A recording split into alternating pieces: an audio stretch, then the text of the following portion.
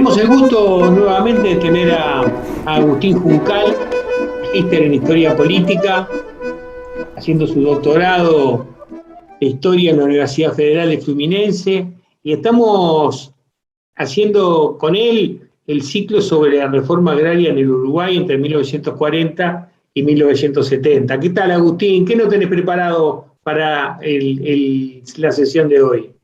Hola Roberto, ¿cómo te va? La idea entonces en el programa de hoy, la sesión era abordar los dos gobiernos los colegiados del Partido Nacional que transcurren entre 1959 y 1967. Como habíamos quedado en el capítulo anterior, habíamos estado hablando un poco de lo que había significado el ruralismo para el medio rural, que a mediados de 1958 hace una alianza con el herrerismo con el herrerismo del Partido Nacional, y esto le permite al Partido Nacional llegar por primera vez al gobierno en el siglo XX.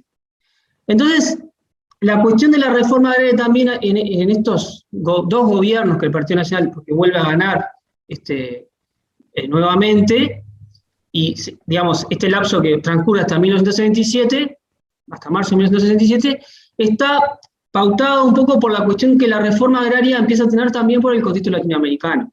Y en esto tienen que ver, digamos, muy a modo de resumen y apunteo, tenemos la Revolución Cubana en 1959, que rápidamente instaura una reforma agraria acelerada en los primeros años, y en contraposición, el gobierno de los Estados Unidos intenta cambiar la estrategia en este marco de la Guerra Fría, proponiendo la Alianza para el Progreso, que va a tener un rol central la cuestión de la reforma agraria en los países latinoamericanos. Entonces Estados Unidos promueve, en cierto sentido, a partir de esta Alianza para el Progreso, la reforma agraria en distintos países. Se sancionan muchas leyes en varios países en esos años 60.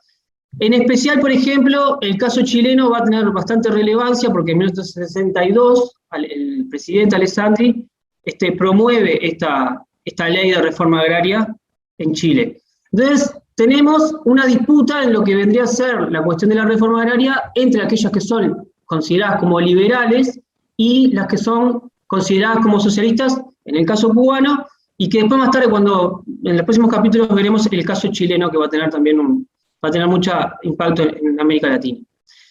Entonces tenemos, además de esto, un proceso de radicalización entre las izquierdas y las derechas a lo largo de los 60. Esto ha sido largamente estudiado en los últimos años por la historia política en Uruguay.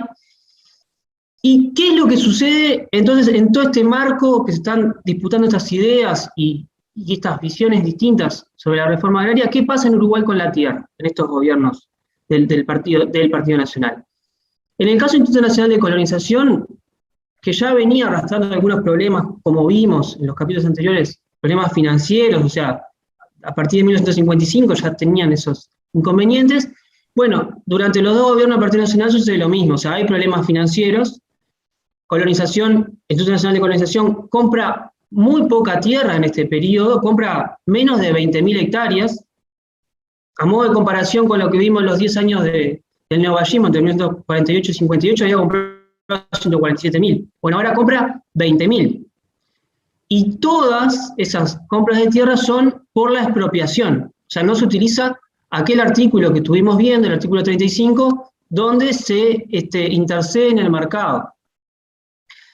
Pero lo más interesante, o que en realidad un poco da muestra de estos problemas financieros, es que colonización llega al extremo de tener que vender tierras, o sea, las tierras que tenía en arrendamiento se las termina vendiendo a los colonos para que sean propietarios, pero con el objetivo de conseguir dinero incluso para pagar salarios a los trabajadores, a sus funcionarios.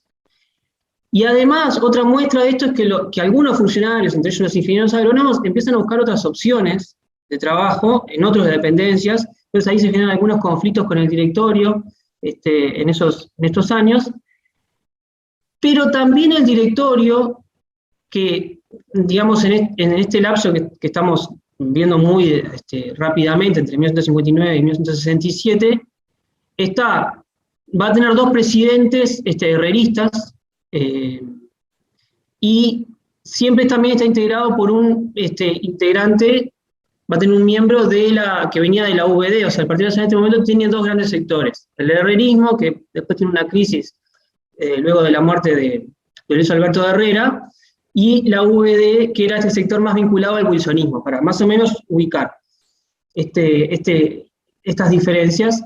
Y en realidad dentro del directorio hay diferencias entre estas dos visiones también. Porque, por ejemplo, el director que representa la UVD en todo este periodo, que es Juan Antonio Ribeiro, va a ser una figura que va a cuestionar las políticas que se llevan hacia adelante por esta otra mayoría vinculada al herrerismo. Entonces tenemos esas disputas dentro también del Partido Nacional. Después,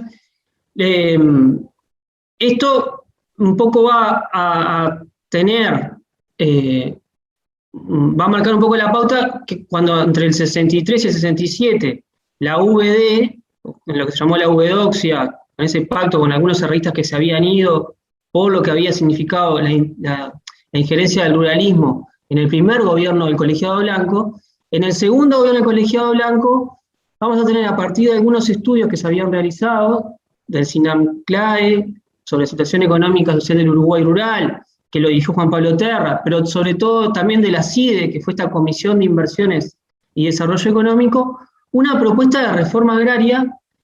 Hay muchas en este contexto, pero la más saliente, la más importante y la que más posibilidades tiene es la que propone el que va a ser el ministro de Ganadería y Agricultura en este segundo gobierno blanco, en el segundo colegiado, que es Wilson Ferreira Aldunate, que luego de 2 años de estudios sobre la situación agraria en Uruguay, propone en el año 1965 un proyecto de reforma agraria. Y fue el que tuvo más posibilidades de ser aprobado, y digamos, muy rápidamente voy a detallar de qué consistía. Después vamos a volver en el 71, cuando Wilson Ferreira va a ser candidato a la presidencia, va a volver con esta propuesta. Pero lo que proponía, o este proyecto de lo que proponía... Antes de que me gustaría si podés repetirme la cantidad de tierras que se compró en este periodo, las de esos 10 años anteriores, y para comparar cuáles fueron la compra de tierras, por ejemplo, en los 15 años del gobierno Frente Amplista, para tener las cifras más o menos claras en que la dimensión. En los últimos 15 años, y anda más o menos en 130.000 hectáreas lo que se compró de tierras en los últimos 15 años. ¿Cuáles son las cifras para comparar entre lo de hoy, estos últimos 15 años del Frente Amplio, de esos 8 años del gobierno blanco y los 10 años anteriores? Para tener esas 3 cifras un poco más claras juntas. Sí, mira, y te agrego otro gobierno que se compra tierras, que es el gobierno de Pacheco Areco a partir del 68.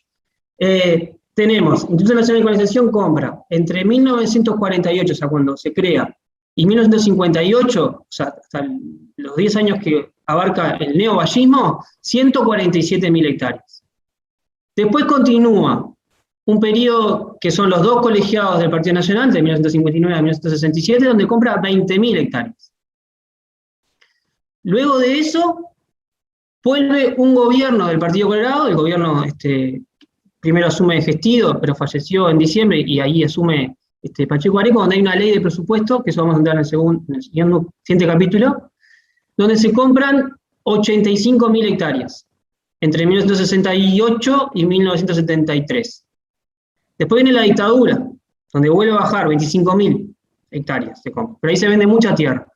Y para hacer rápidamente, porque después tenemos también una etapa donde no hay mucha compra de tierras en los gobiernos democráticos a partir del 85, el Frente Amplio vuelve a aumentar los presupuestos, digamos, el dinero para comprar tierras, y pasa a comprar 130.000 hectáreas más o menos en los últimos 15 años de administración del Instituto Nacional de Colonización. O sea que, si tenemos los 3 grandes momentos de compra de tierras, son el momento del neovallismo, 1948-1958, el gobierno de Pacheco Areco y el gobierno del Frente Amplio. Pero hay algunas salvedades, porque en realidad también las formas de compra son distintas. El Frente Amplio usó mucho el artículo 35, o sea, interviniendo en el mercado. Y acá en estos casos se compra vía expropiación en algunos casos y vía compra directa por otros. Y eso marca algunas diferencias.